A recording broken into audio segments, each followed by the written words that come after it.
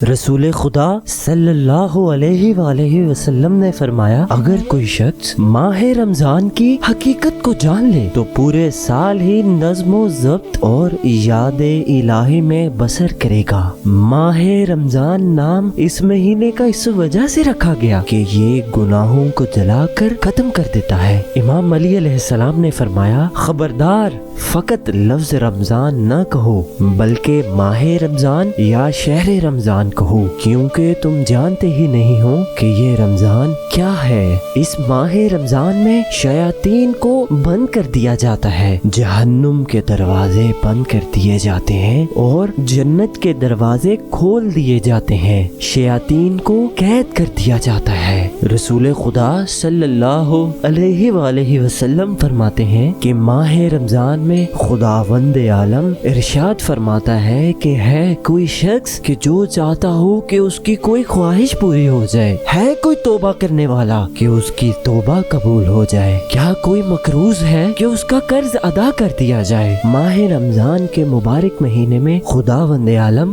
ہزار اور لاکھوں انسانوں کو جہنم سے آزاد کر دیتا ہے۔ اس کے علاوہ ماہ رمضان کا پورا مہینہ اللہ اپنے بندوں پر بخشش جاری و ساری رکھتا ہے۔